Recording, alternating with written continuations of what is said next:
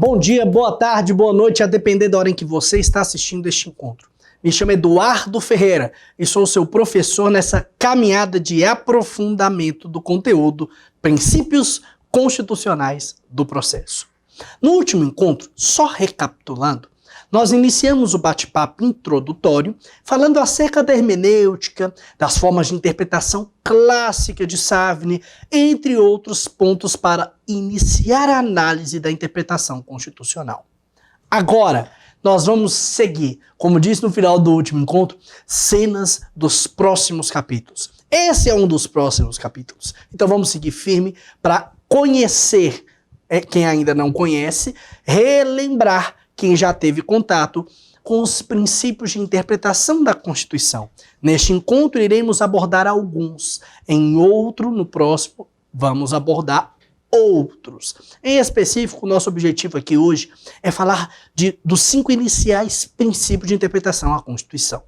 Vamos então parar de rodeios e ir direto ao nosso conteúdo. Aparece aí na tela para vocês o nosso slide, que vem tratar desse primeiro, número 1. Opa, voltando aqui, só colocar a caneta.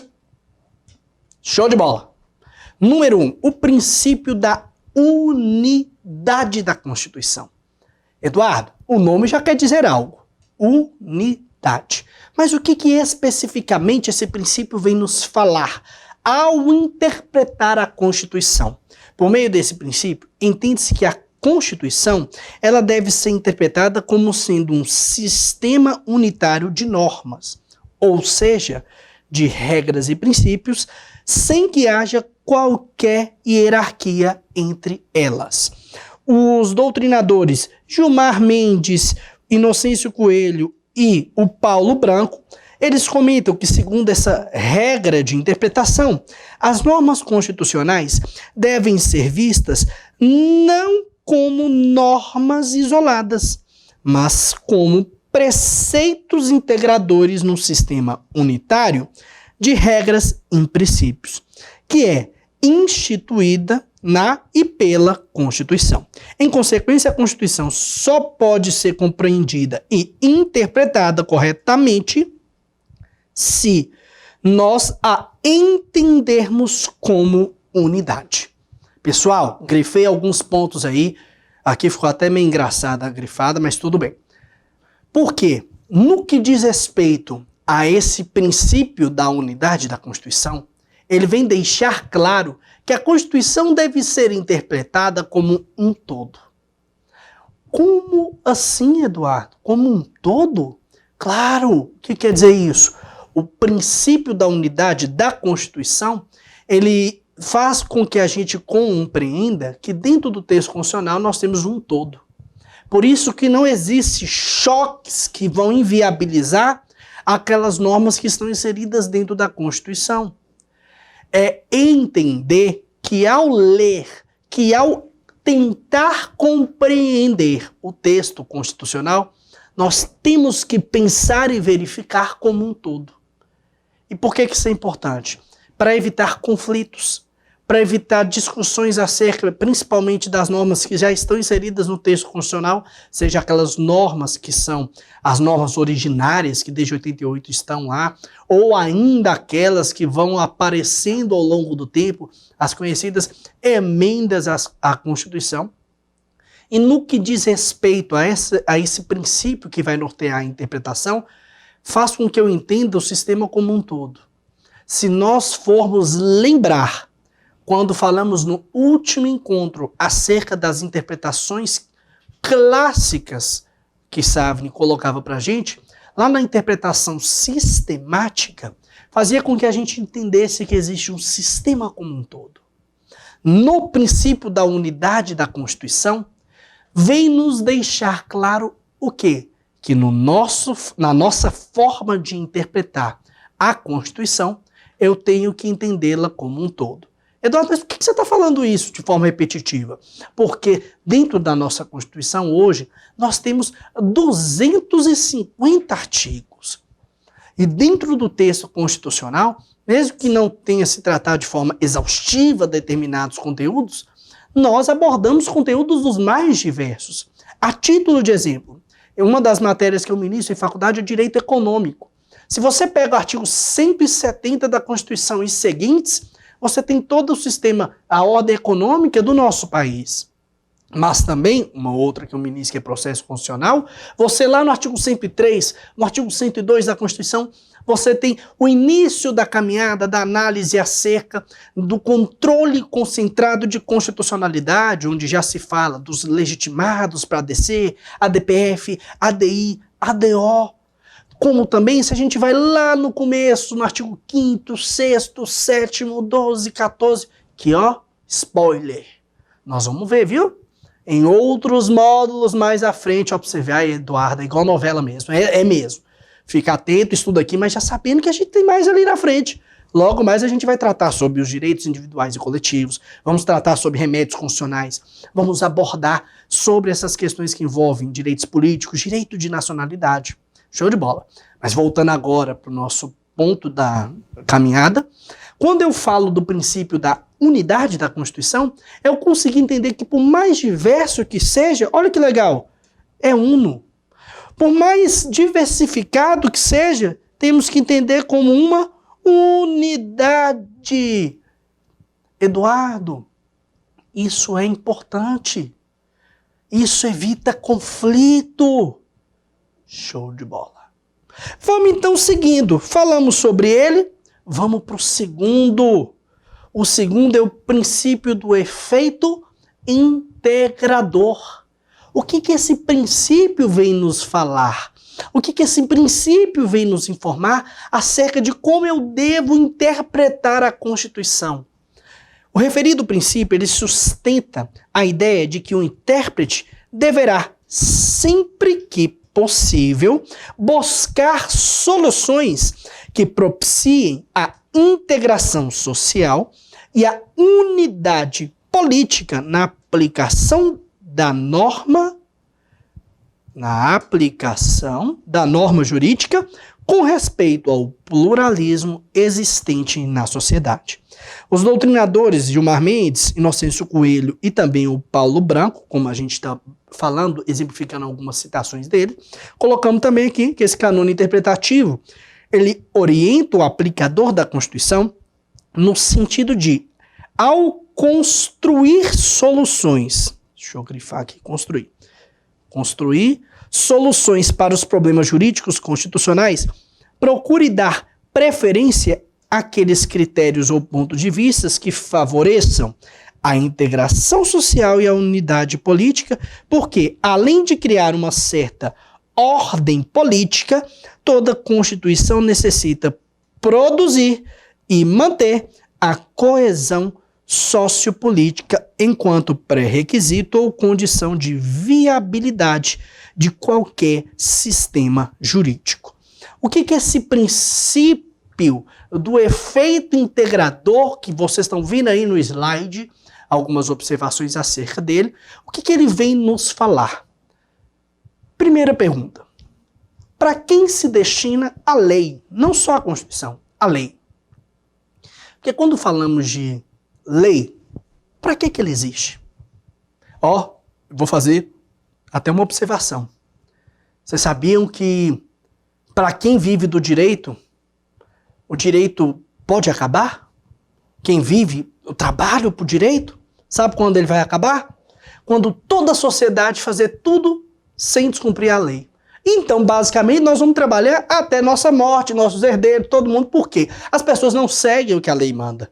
As pessoas descumprem a lei. As pessoas não respeitam o que as leis determinam e por isso se torna necessária a participação de juristas, advogados, o próprio sistema do poder judiciário e o legislativo criando leis que vão deixar claro como é que vai se seguir o dia a dia dentro daquela sociedade. Mas a grande pergunta, quem é o destinatário de uma lei e em especial da Constituição? O destinatário é a sociedade como um todo. Quando eu falo de texto constitucional, quando eu falo de leis como um todo, o destinatário final é a sociedade. É por isso que lá quando se surgiu a Constituição de 88, anteriormente, por se tratar do poder constituinte originário, ilimitado, que não tem nenhum tipo de limite. Nós tivemos uma Assembleia Constituinte para tratar dos mais diversos assuntos e, assim, fazer a criação do que hoje temos, que é a Constituição da República Federativa do Brasil de 88. Mas a gente tem que deixar claro que os objetivos também do texto constitucional, um dos grandes objetivos também do texto constitucional, é possibilitar um equilíbrio sociopolítico no nosso país. Buscar que questões sociais também sejam resguardadas. Buscar um equilíbrio dentro do convívio social. Então, quando eu vou utilizar desse método, desse princípio do efeito integrador para interpretar a Constituição, como vocês podem notar aí no slide, que aparece para vocês na telinha, o que acontece? Eu vou estar buscando soluções, eu quero resolver problemas, então eu busco soluções, mas sempre buscando o quê? Uma integração social e uma unidade política, lembrando que existe um pluralismo existente dentro da nossa sociedade, de formas diferentes de viver, de formas diferentes de pensar. Nós temos pessoas que têm religiões diferentes, nós temos pessoas que têm pensamentos filosóficos, políticos diferentes, nós temos pessoas que até torcem para times de futebol diferente. Opa, time de futebol a gente tem que ter cuidado, porque a gente tem que torcer mais para alguns específicos do time do coração do professor, depois vocês procuram aí saber qual é, mas vou deixar mensagens subliminares ao longo dos módulos. Mas voltando aqui, que é isso, não vamos tirar o foco, brincadeiras à parte. Time de futebol, política, filme, arte, a gente pensa diferente. Mas a nossa Constituição, ela tem que ser aplicada para a sociedade como um todo. Uma sociedade tão plural, uma sociedade tão diferente, é assim que eu utilizo o princípio do efeito integrador da Constituição para a interpretar. Show de bola! Já foram duas. Vamos para o terceiro princípio. Princípio da máxima efetividade. Sangue de Jesus. O nome é forte. Princípio da máxima efetividade. Primeira observação. Está intimamente relacionado ao princípio da força normativa da Constituição. Eduardo, que princípio é esse? Fica aí na sua, nós ainda não vimos ele. Daqui a pouco nós vamos ver, fica calmo, relaxa. Mas aqui o princípio, em epígrafe, ele consiste em interpretar a norma jurídica de modo a lhe proporcionar a máxima eficácia possível, sem violar, por óbvio, o seu conteúdo. Relaciona-se, portanto, essencialmente com os direitos fundamentais. Aqui, um grande doutrinador, o Pedro Lenza, uma doutrina muito dinâmica. Opa, concurseira, incrível, ajuda muito, tem questões, dá uma olhada lá. Também chamado de princípio da eficiência ou da interpretação efetiva, o princípio da máxima efetividade das normas constitucionais deve ser entendido no sentido de que a norma constitucional terá mais ampla efetividade social. Pessoal, isso é muito forte, isso é muito claro. O que é o princípio da máxima efetividade? Eu vou interpretar o texto da Constituição visando, objetivando, garantir o máximo de direitos para a sociedade. Eu vou interpretar, sem violar, por óbvio, o conteúdo do texto constitucional, mas sempre buscando o quê? Proporcionar uma máxima efetividade do que as normas estavam ali determinando. Eduardo, isso é sério? E por que está voltado muito, e está muito interligado aos direitos fundamentais? Pessoal, os direitos fundamentais são aqueles que foram positivados no nosso país, que são direitos humanos que foram positivados. Lá no 5º, no 6º, no 7º, 12, 14, como já falamos em outras oportunidades. Esse princípio da máxima efetividade, como vocês notam aí na telinha, o que ele vem falar? Vamos buscar o quê? A máxima eficácia possível. Efetividade social. É fazer a Constituição ter a aplicação prática que ela realmente foi criada para. Isso é muito importante. Por quê? Porque, Eduardo, Eu estou aqui analisando, verificando, existem várias situações no texto da Constituição, assuntos, temas, mas eu tenho que buscar uma máxima efetividade daquilo que está sendo previsto, determinado dentro do texto da Constituição, em especial com os direitos fundamentais. É esse o grande objetivo desse princípio, que tem realmente uma participação no dia a dia prático da sociedade como um todo, fundamental, porque ele busca realmente fazer aquele texto constitucional ser eficaz, chegar ao seu grande objetivo, de fazer garantir direitos, de fazer aquilo que estava num texto, num papel, se tornar realidade. Seguindo, quarto, princípio da justeza ou da conformidade funcional. O que fala? Esse mencionado princípio, ele busca orientar um intérprete para que não chegue a uma exegese que deturpe o sistema organizatório funcional estabelecido na nossa Constituição, como uma violação às regras de competência e funções elencadas. O doutrinador Pedro Lenz ainda fala que o intérprete máximo da Constituição, no caso brasileiro hoje, é o STF, ao concretizar a norma constitucional. Concretizar a norma constitucional. Será responsável por estabelecer a força normativa da Constituição, não podendo alterar a repartição, não podendo alterar a repartição das funções constitucionalmente estabelecidas pelo Constituinte originário, como é o caso da separação de poderes, no sentido de preservação do Estado de Direito. Aqui, só para a gente não esquecer, vamos colocar aqui o artigo 2º da nossa Constituição da República Federativa do Brasil de 88. Pessoal, aqui nas aulas vocês vão ver que a gente fala muito de filme também, para exemplificar a música. Existe uma música muito bonita, uma letra quase que poética que fala assim: ado, ado, cada um no seu quadrado. Olha que, meu Deus, que isso, foi profundo. Mas aqui, essa linda música, essa poesia cantada, ela fala pra gente cada um no seu quadrado. E ela repete, cada um no seu quadrado. Isso é o que está lá no artigo 2º da Constituição. Existe o executivo, existe o legislativo e existe o judiciário. É cada um no seu quadrado. O que quer dizer isso? Cada um tem seus poderes e nenhum pode interferir no outro. Por isso que lá no artigo 2º da Constituição Federal se fala assim: os poderes da União são o executivo, o judiciário e o legislativo, que são independentes entre si, só que tem que lembrar, tem que existir harmonia entre eles. Então, só para deixar claro, o princípio da justeza ou da conformidade funcional é você conseguir interpretar o texto da Constituição sem afetar, sem violar aquilo que estava sendo garantido, que é o quê?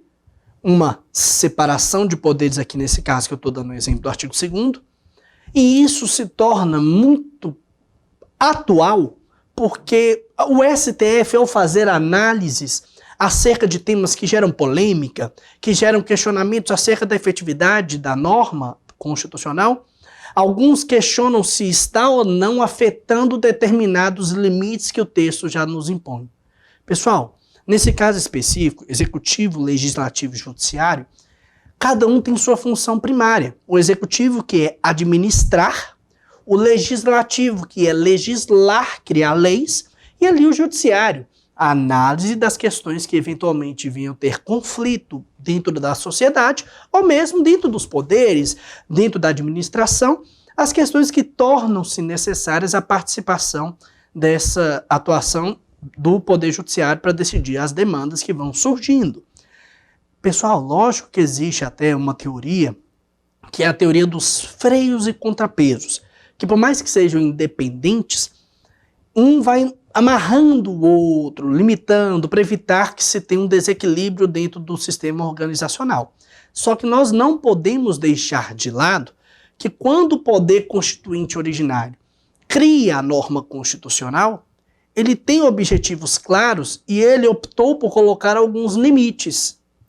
Eu não posso hoje vir tratar sobre alguma situação que vá de encontro a esses limites, porque aí eu também estaria indo de encontro com o que o legislador objetivou na criação da norma.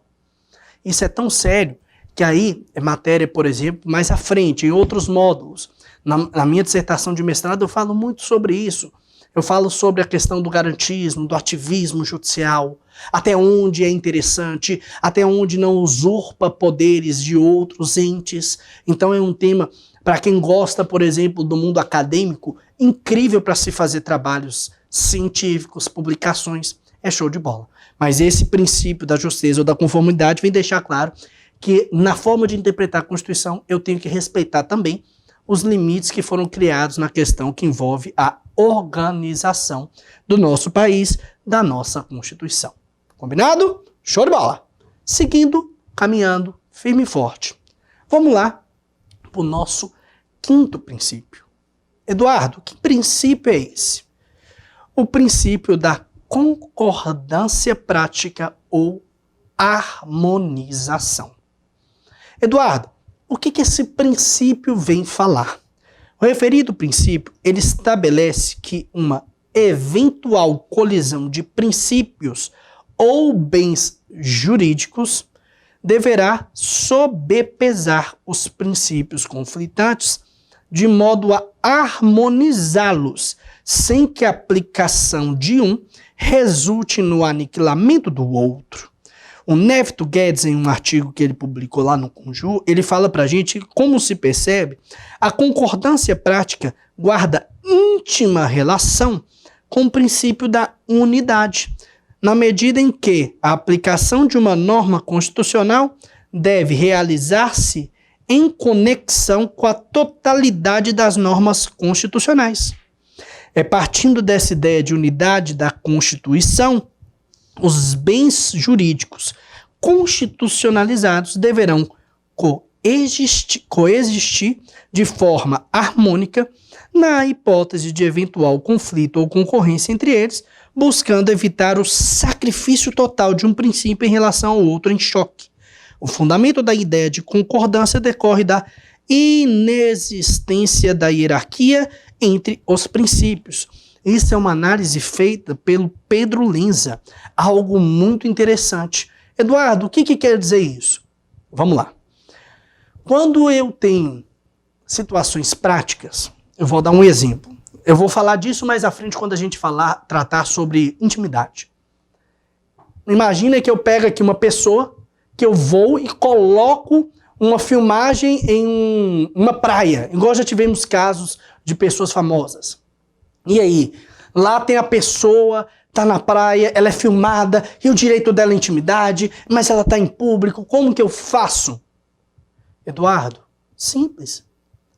Existem princípios, existem direitos que estão dentro da Constituição.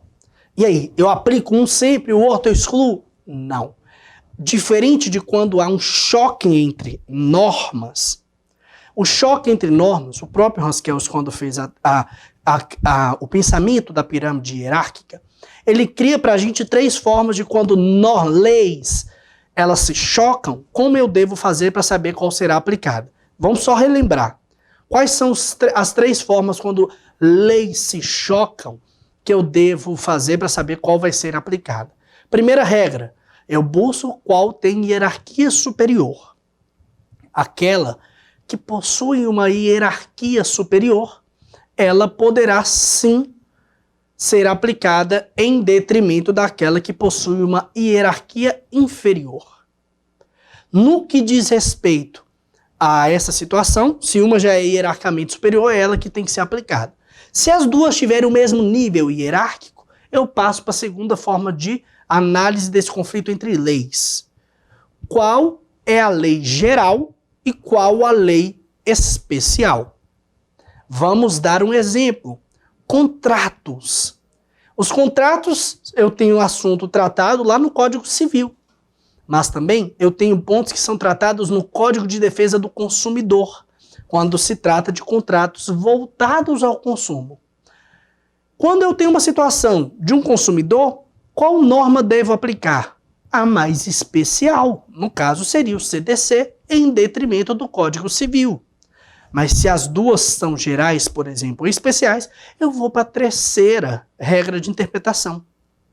A norma mais nova exclui a norma mais antiga. Exemplo, o Código de Processo Civil de 2015, ele exclui a aplicação do Código de Processo Civil de 1973. Norma mais nova aplica-se em detrimento da mais antiga.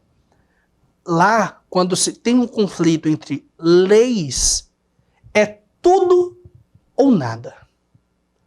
Ou eu vou aplicar um ou o outro. Não existe harmonização. Não existe sobrepesar. É um ou outro. É a teoria do tudo ou nada. Mas se eu olho princípios, em especial que envolvem a Constituição e de interpretação, como aparece aí na tela para vocês o nosso slide, pessoal, eu estou falando de uma sensação de uma lei que não existe hierarquia. Deixa eu apagar aqui que ficou muito borrado. Que não existe... Ué, meu Deus. Marca texto? Não, caneta. Aqui. Inexistência de uma hierarquia entre princípios. Os princípios estão no mesmo nível. Não existe nenhum acima do outro. Não é assim. Eles estão no mesmo nível. Como estão no mesmo nível hierárquico, eu vou analisar a cada caso que for surgindo a necessidade da interpretação da Constituição, qual será aplicado àquele caso específico. Então, eu vou buscar efetivamente ter a situação prática analisada com as questões de princípios que estão elencados dentro do sistema jurídico. E esse princípio da concordância prática ou da harmonização, ele vem ressaltar isso para você, intérprete do texto constitucional. Leia a lei, interprete a lei, entendendo que deve harmonizar e aplicar um resultado que não aniquile outro princípio ou outro direito. Então, no que diz respeito a esta questão, realmente é algo que se deve buscar, essa questão da harmonização do texto da Constituição ao se realizar eventuais interpretações. Tranquilo? No que diz respeito a esses 5 primeiros princípios, tudo o que eu precisava falar, eu falei com vocês. O conteúdo já está aí com cada um na sua casa, no seu trabalho, onde você estiver assistindo.